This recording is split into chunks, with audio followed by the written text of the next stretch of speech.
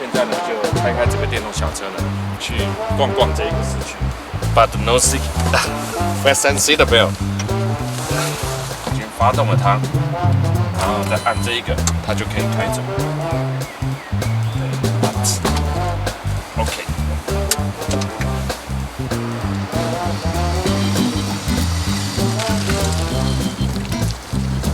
来这边旅游，像开这种电动车，其实就是一种很好的选择。嗨，你们好，挪威王国简称挪威，意思是什么？通往北方的路。挪威在你的脑海当中，你会出现什么样子的问题呢？福利制度、鲑鱼、冰河、峡湾，每一个人都很有钱。先说挪威的环境，很多人到了一些美丽的海岛国家旅游的时候，有的国家呢，因为海岛众多，所以被称为什么千岛之国。那被叫做千岛之国的国家有很多哦。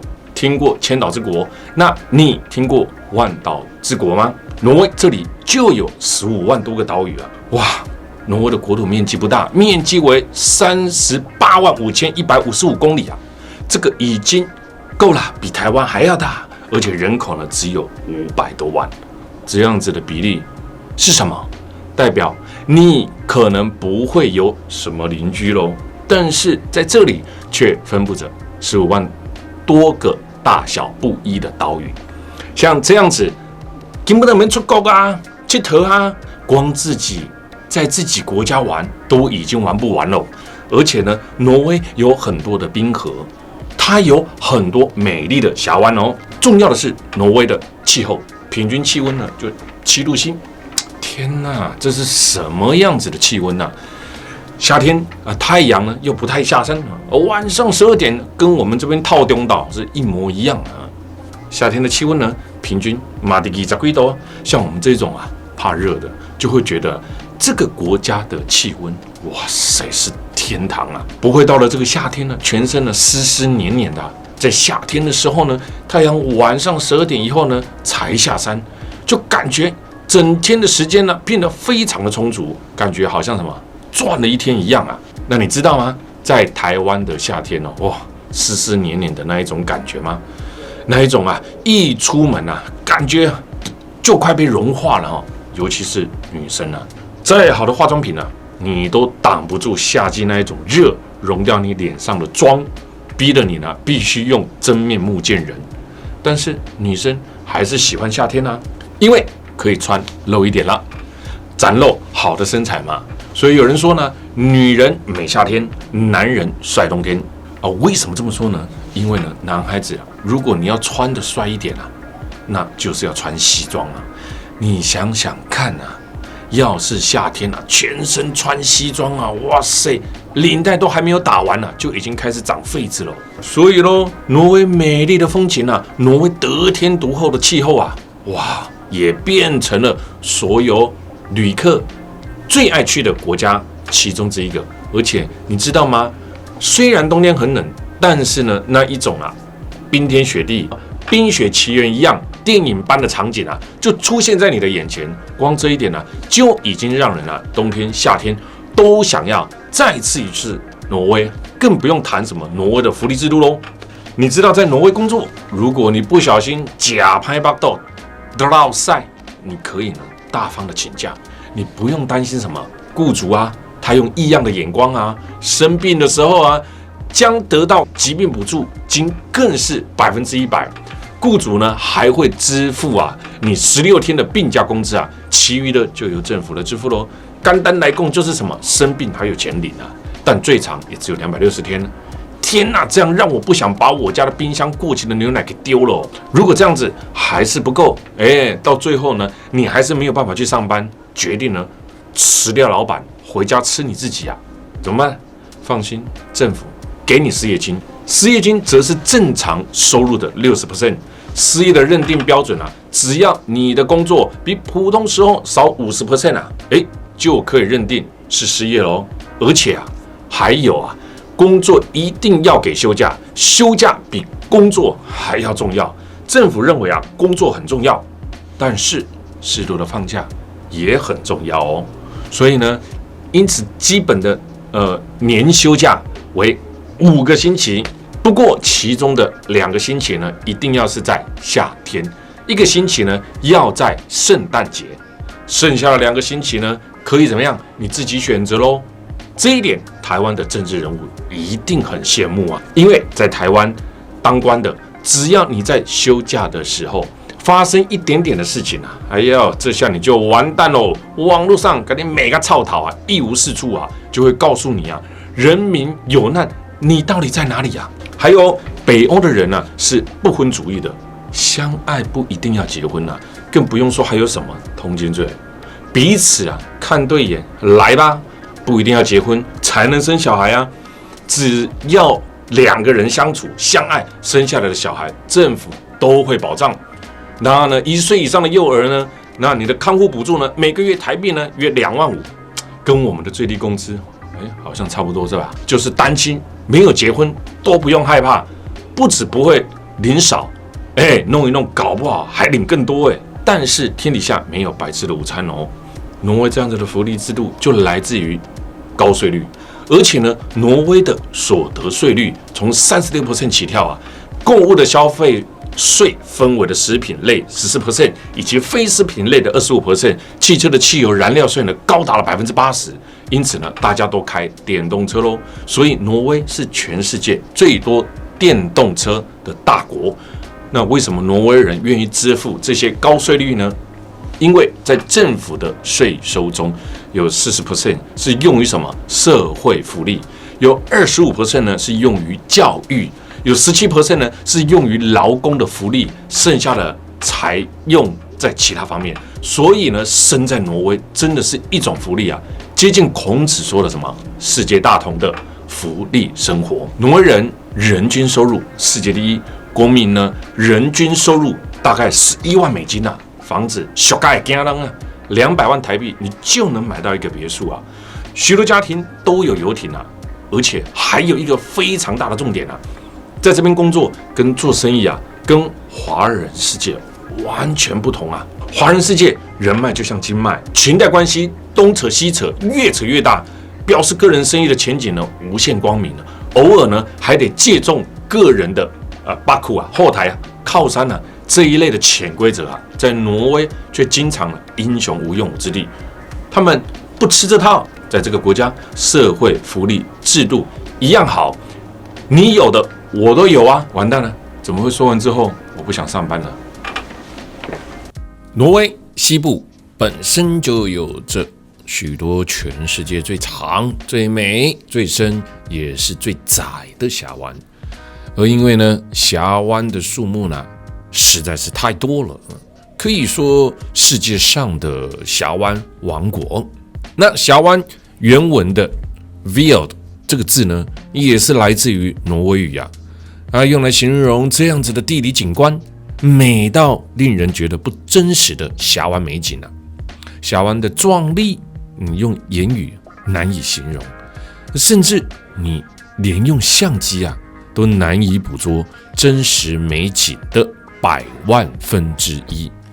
这里的山顶上常年积雪，那一旦融化之后呢，便成为了一年四季都可以看到的瀑布。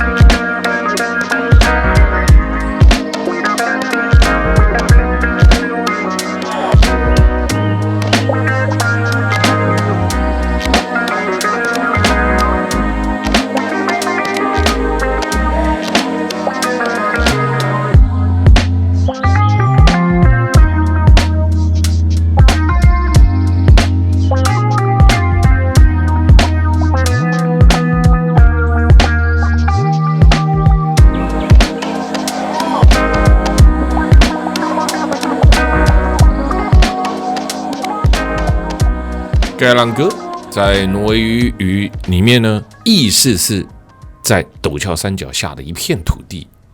盖朗格峡湾是挪威最具代表性的旅游景点。盖朗格峡湾与挪威其他的峡湾一样，于距今160万年前的第四纪冰河时期而形成的。全长约16公里啊。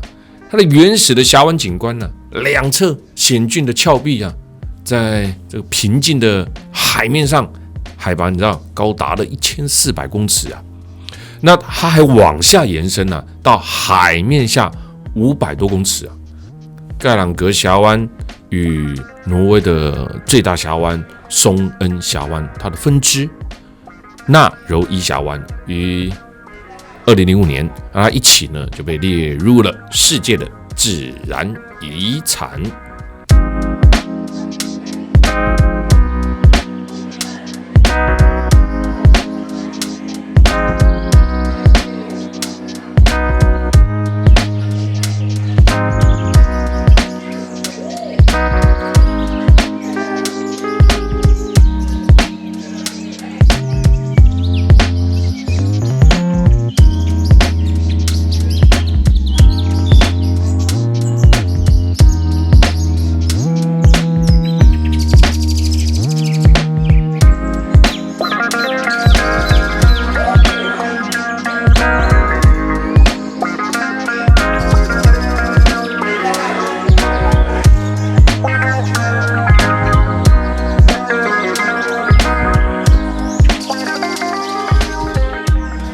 这个是在这个峡湾当中这边的电动小车。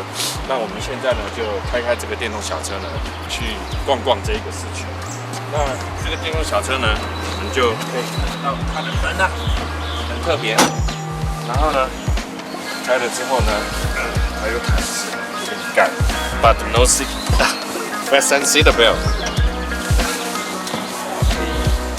扣住以后呢，然后呢，你发动了它。然后再按这一个，它就可以开走。OK。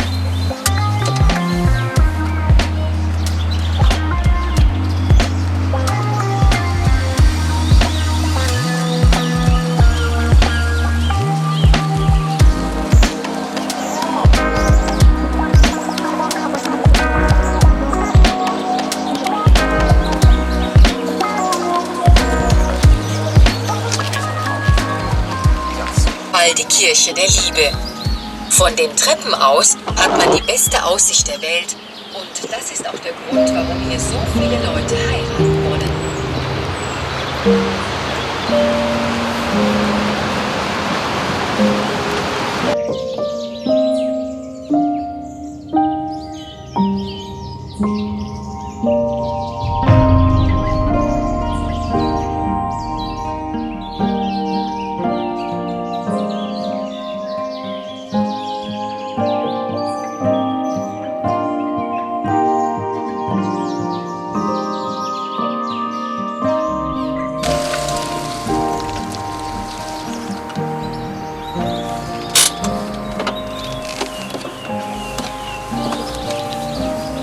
在这个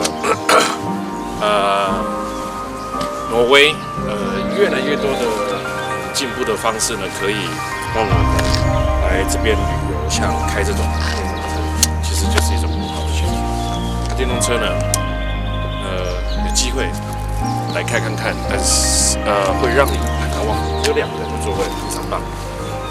挪威是一个讲究环保的国家，那电动车呢，最早就是从这个地方开始普及化的啊。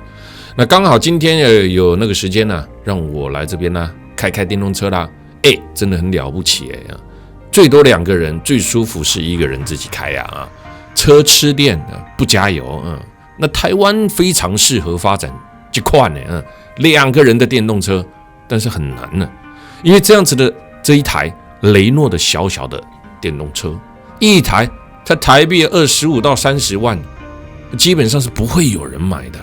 为什么？很简单啊，因为我们人均的消费能力就不够高嘛。那再来呢，台湾人呢太讲究方便性了，一架奥多拜几万元，到处乱钻，随便乱停。你叫我们去买一台25到30万2人的电动车，卖脑啊，还不如直接买一台汽车4人座的。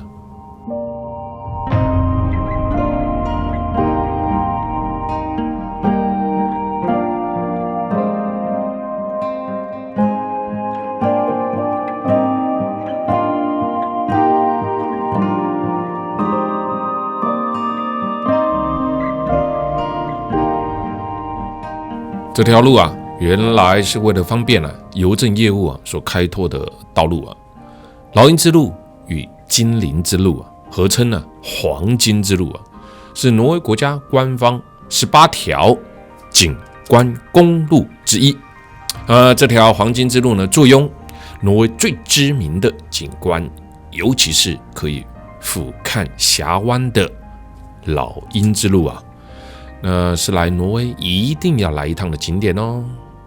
北欧最美的一条公路黄金之路每一年只有5月中旬到10月份开放通行那老鹰之路呢，全长约近10公里，海拔为624公尺，两端各有11个 Z 字形的发夹弯。那精灵之路呢，有10个 Z 字形的发夹弯挪威精灵 Trond 是挪威的古老传说，据说他们住在深山里入夜后它才会出现的。有男有女有老有少长相比较奇特，有的超长的鼻子，手跟脚呢各自有4只小精灵们呢最喜欢喝粥了所以喝粥的时候总是将这个鼻子当做这个勺子进去搅拌那烫的他的鼻子呢就红彤彤的。精灵们呢只在夜晚当中跑出来活动一旦遇上了阳光，它就会石化所以如果你在风景区看见，有没有看到层层叠起的小石堆，那就是来不及躲起来的精灵们那挪威人相信山石堆得越高受到精灵的庇护呢也越多，因此经过的时候呢总是要小心翼翼，不要弄倒可是台湾人根本就不爱上次我带回来送给亲戚的，整个还吓到亲戚说怎么一点都不可爱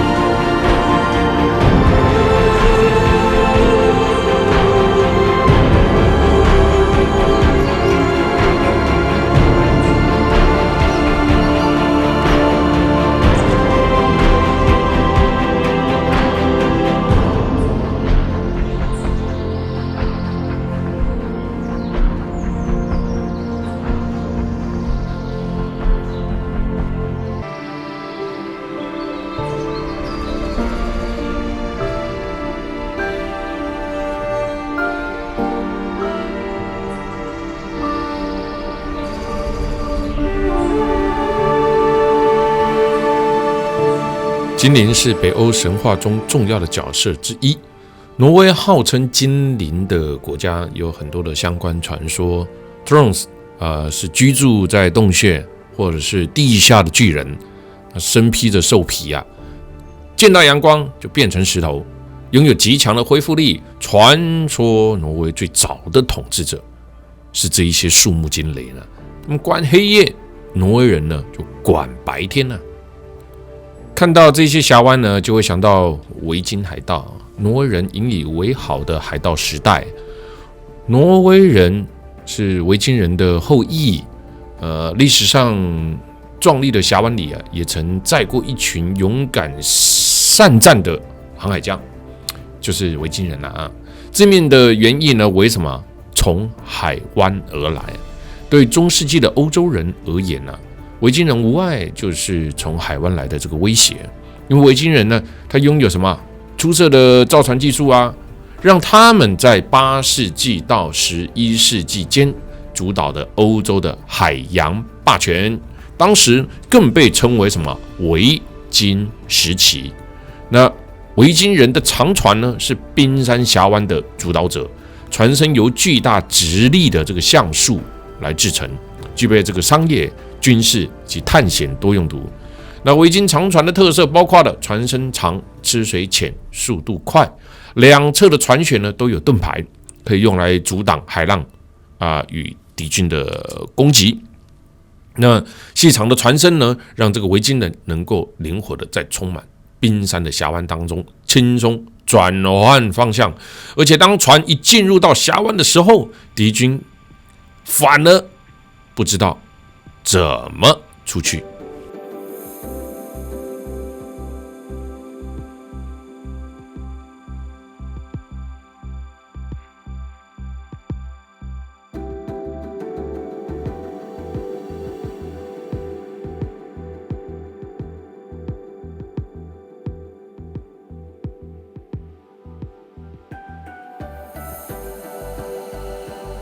哇，令人尖叫的挪威啊！北峡湾与宋恩峡湾之间呢，有好几座知名的国家公园，其中约施达特冰河国家公园保存着全欧洲大陆最大的冰河。这座国家公园呢，建立于1991年10月25号，那保护着呢欧陆面积最大的冰河与其他较小的冰河。整个国家公园呢，面积达到了1310平方公里啊，其中呢，约有高达800平方公里的范围啊，都被这个冰河所覆盖。其实，约施达特冰河是覆盖于高海拔山上的大层冰盖，常年因为积雪与地形的作用呢，它就形成的蓝冰景观。要到冰河，需要搭乘公园内的精灵电动车前往。这段小山路约15分钟左右的路程。那步行的话呢，差不多40分钟啊。许多外国人都是选择健行，沿路欣赏美景。那我们台湾团呢，一定要包这个车2原因：一，我们呢没有那么长的旅游时间啊。第二个，没有包的话会被骂，因为我们在台湾呢，已经习惯直接就到达目的地喽。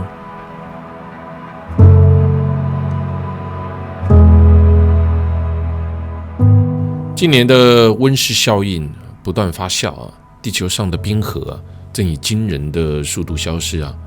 这种状况在高纬度地区和高海拔地区格外的明显了。据说10年前的冰河是往更下方一大片来滑落那现在呢，则又减少了1/3啊。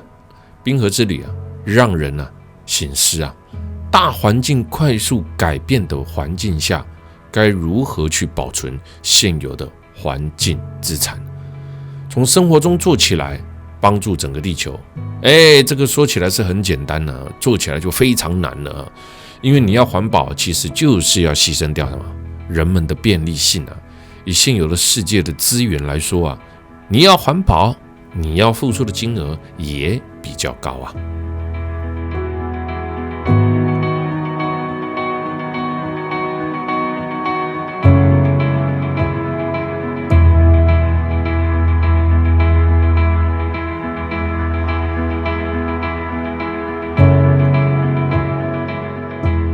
挪威的阿尔塔位在北极圈内，阿尔塔的史前岩画在1985年12月3日被列为了世界文化遗产，是最北的世界文化遗产岩画呢集中在阿尔塔峡湾海岸岩石上，共45处，约有2500幅。那人类不同于其他的物种因为有艺术与记录的能力，那早期呢，人类最早的图画式的记录岩画，全世界都有，最有名的就是法国与西班牙。The way we know that is because there was a huge ice age here in northern Europe for 100,000 years, and it was about 3 kilometers with ice. 阿尔塔的史前岩画为何被称为世界文化的遗产呢？又为何被称为史前的图书馆呢？因为岩画的制作时间由6200年前到2500年前呢，由石器时代到青铜器时代，完整的呈现了北欧史前人类的文明进化。那最早的岩画呢，描绘了人类过着狩猎采集的原始生活，而后呢，这懂得制作了什么独木舟，就过这个狩猎啦、采集啦、渔捕的生活。后来又发现驯鹿可以圈养，就开始呢圈养动物。不过此地接近了北极，气候酷寒，不适合农作物生长，就没有出现农耕时代。它很特殊的是，后来出现了大型的船只，航行在海域中。后来人口增加，粮不足，就乘船抢夺。像这个英国这种农耕地区，就是小时候卡通《北海小英雄》的维京海盗时代。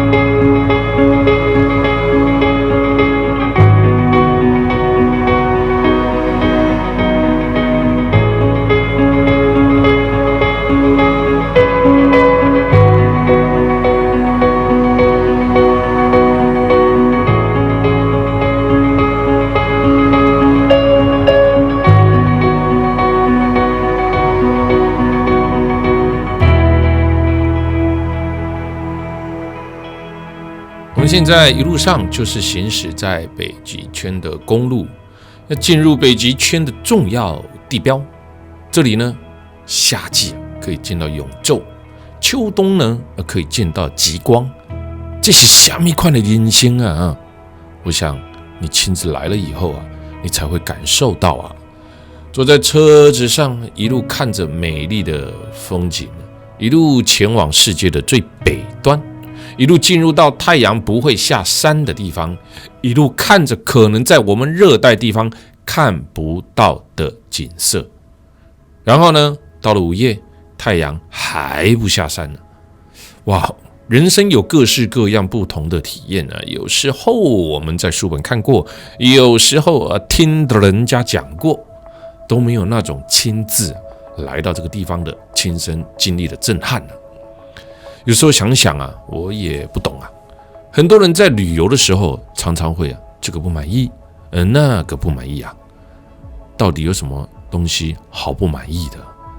只有一种心态太自私拜托，人心情开阔一点不是过得很愉快吗？就像我们在工作上的职场也是一样常常有人计较就害怕这个多做了就害怕这个少领了一点啊。其实啊，多做了一点啊，也不会累死你啊；少领了一点呢，也不会饿死你啊。但是呢，多抱怨的一点啊，会气死你啊。